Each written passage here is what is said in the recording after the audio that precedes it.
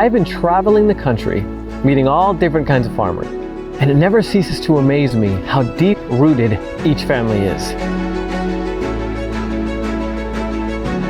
Each family has its own history and its own story that goes back generations.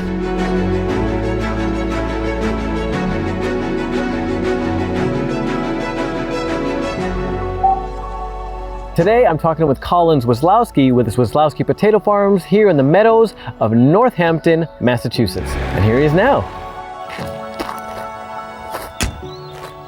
So nice to meet you. Nice to meet you. Thanks for having me here. And your last name is Szawlowski, am I saying that right? Yes, you are. And where is that from? That is from Poland. Okay, so that's where the family originally came from. J.R. Szawlowski, my great-great-grandfather, came from Poland in 1910. Where we are standing is the Northampton Meadows, where he grew his first crop of potatoes. So that makes you what generation? The fifth generation. Fifth generation of potato farmer here in this land. Well, JR picked an amazing spot. This place is stunning.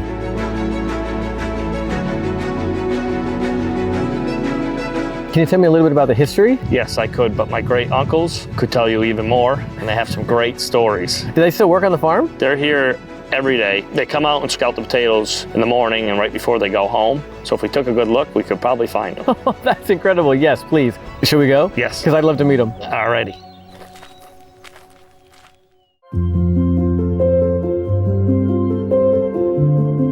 Before we get to them, can you tell me about this structure? I noticed your name on the front of it. This old building is one of JR's potato houses. When he first came over, he built this. And it's very important to me because my grandfather and my uncle's ashes are spread out behind it.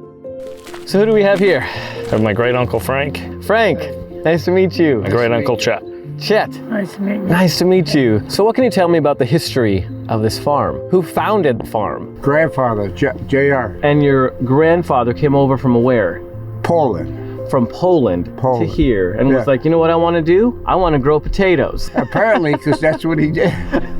And he was a big grower, too. Any fun or interesting stories you guys can remember from when you were young? I was going to that small school. Look out the window, there's this big Oldsmobile. It's him, the grandfather. They go pick me up. We would come right down here.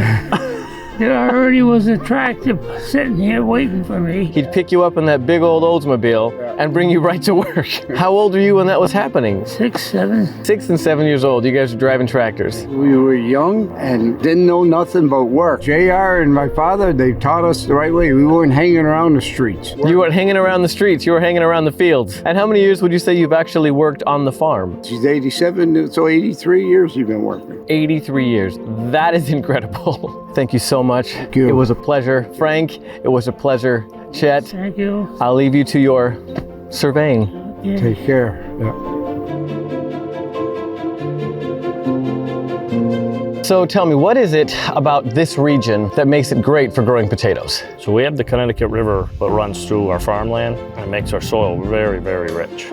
What types of potatoes do you grow and what are they used for? So we grow 4 types: red, white, russet, and a yellow. And they're all for a table stock, so fresh market. What stage are they in right now? These are 40 days after planting. Oh, this is only a 40-day growth. Yes, we'll be spreading fertilizer over the top of them. We'll wait till row closure and we'll come in with a 1-pass hiller and put a hill on them so they'll get ready for blossom. And what is happening in the field right now? So I actually have my brother who's out putting down a fungicide and an insecticide to get ready for that 1-pass. And harvest will come 40 to 50 days after row closure.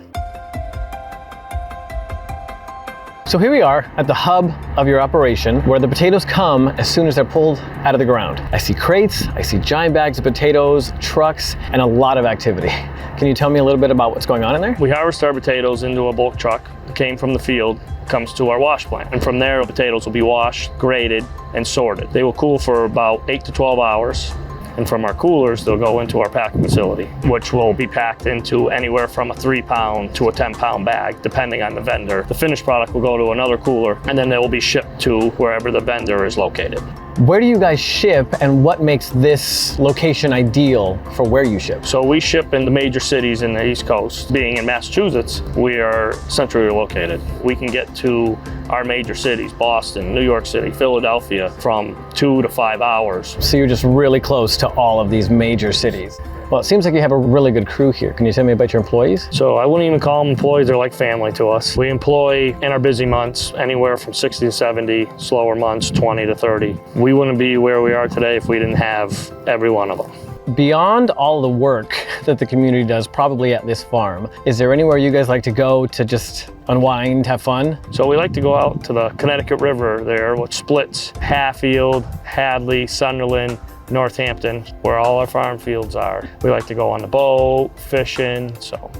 Is this the water you guys also use to irrigate your farms? Yes, so we have 8 pivots hooked to this river. We water usually 1 to 2 times a week if needed. This year, we've been very lucky not water any of our crops. We had maybe 1.5 to 2 inches every 7 days. So we've been very lucky this year. Really? So you haven't had to water your crops at all this year? Not at all this year. We've been very blessed. Oh, that's incredible. Do you think the soil also might play a factor into that? Yeah, so we have a little sandy loam with some clay in it. So when it does rain, it holds its moisture. With all of your knowledge and everything you've learned from being a farmer, what advice would you give to somebody who is considering becoming a potato grower? You gotta have thick skin because things change very rapidly.